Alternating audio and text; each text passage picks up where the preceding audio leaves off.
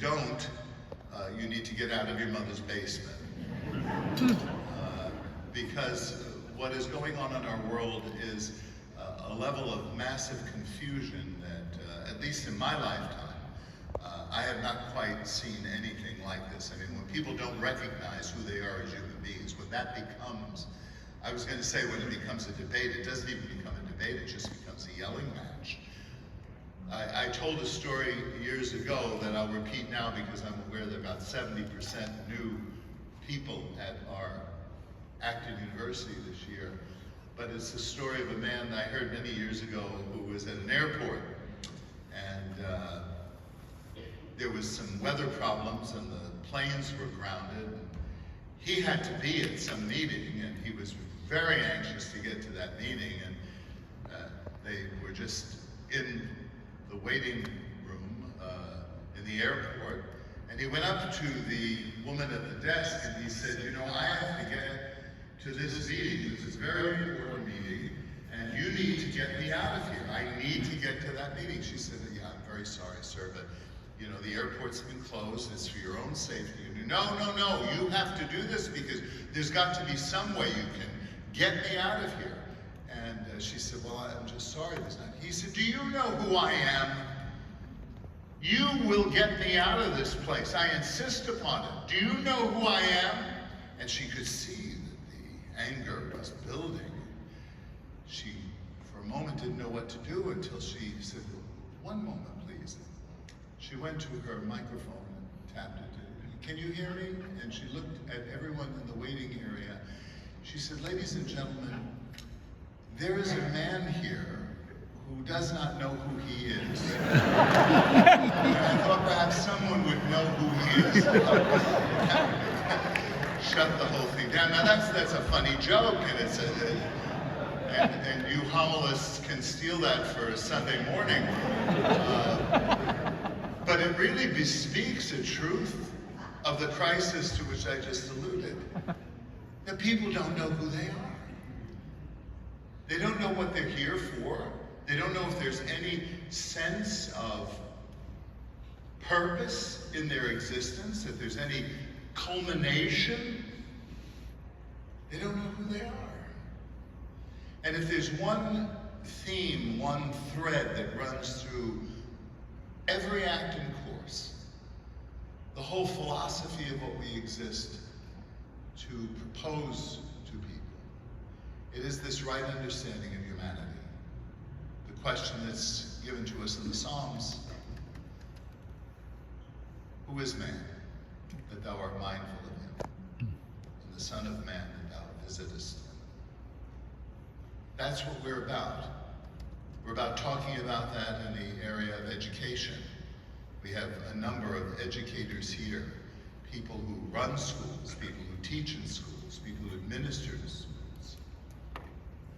And the importance of instilling in those children, not just information, but formation, an understanding of their dignity, of who they are, and the dignity of every other person with whom they come in contact, regardless of their race, regardless of their ideology, regardless of their philosophy, that even the worst heretic has an immortal soul. It may burn in hell for all eternity, but it possesses a certain dignity simply because of its existence. And imagine what that's like when a person is not in hell. When we still have the great opportunities that God places before each of us to become more than we can be, to be what we are supposed to be. So beautifully described in these closing remarks tonight. So that's what we are about. And there's a threat against that. And it doesn't just come from the left, it most obviously comes from the left.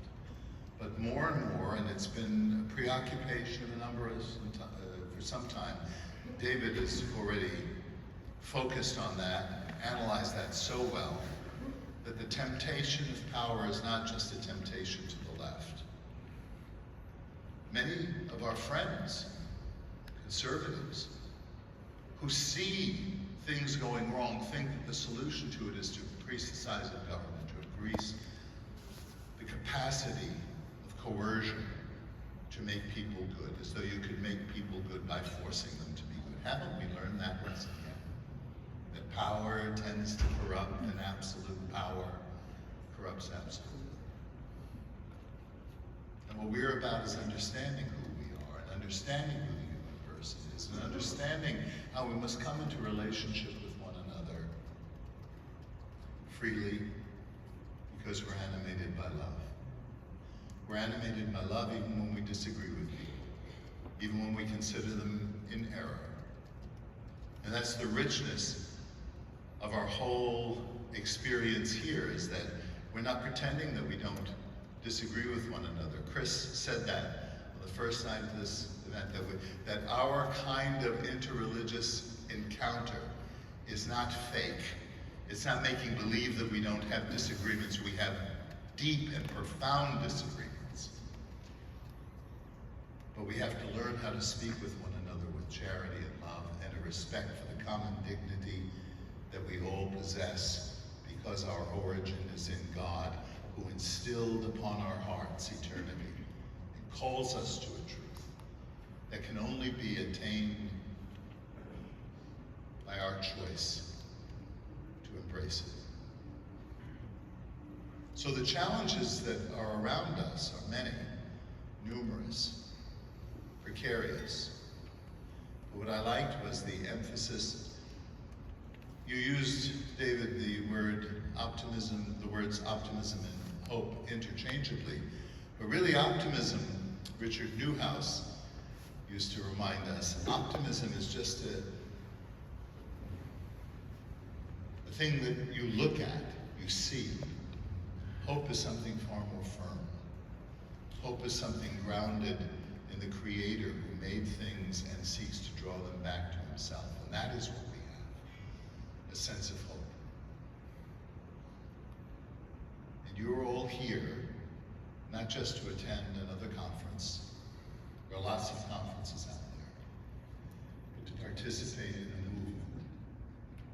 And already now over 21 years we've been holding this particular seminar, 37 years at the Acton Institute. We've been intent on building a movement. The Acton family, someone called it earlier this week. You're part of that now. You're part of our alumni base, and we want to remain in contact with you. We want to be there to help in any way that we can to build these kinds of ideas in your own communities, with your own accents, with your own culture. Because the commonality of humanity requires a sense of its own dignity and requires freedom to achieve the best that creation offers us, if we will touch it and sanctify it by our work and our own sense of calling.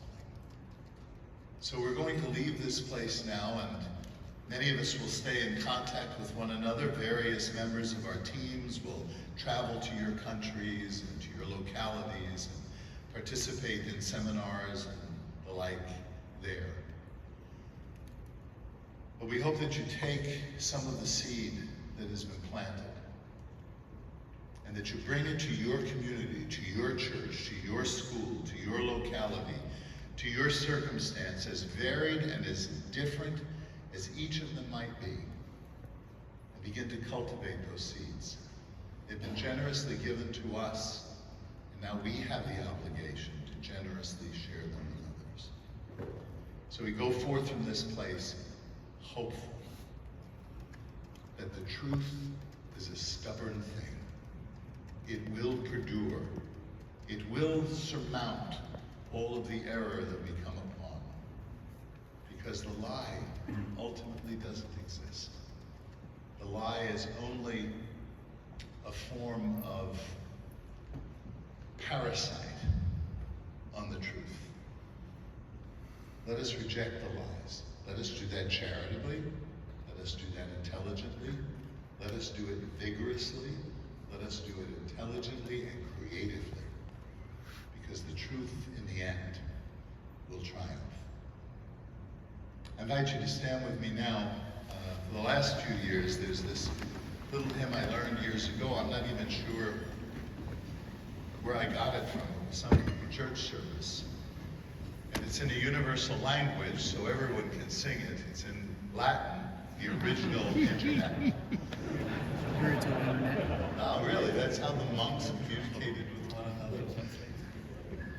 And it's not even specifically denominational or Christian. I hope that everyone, regardless of our varied faith traditions, can say the same thing. Ubi caritas, where there is love, est amor. Where there is God, there is love. So if you just sing this with me, I'll just sing a hymn that's very simple, and we can sing it, and then I'll pronounce a blessing as we go. If you know it already, please join me. Ubi caritas et amor,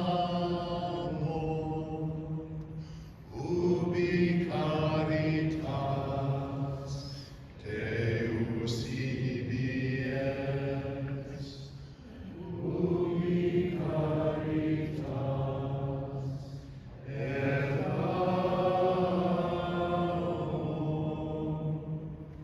ubi caritas Deus ibi est, ubi caritas et amor,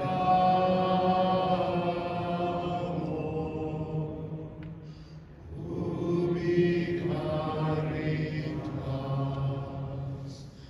Deus ibi est. May the Lord bless you and keep you. May the Lord make his face to shine upon you. May the Lord lift up his countenance upon you and grant you peace. In the name of the Father, and of the Son, and of the Holy Spirit. Safe travels.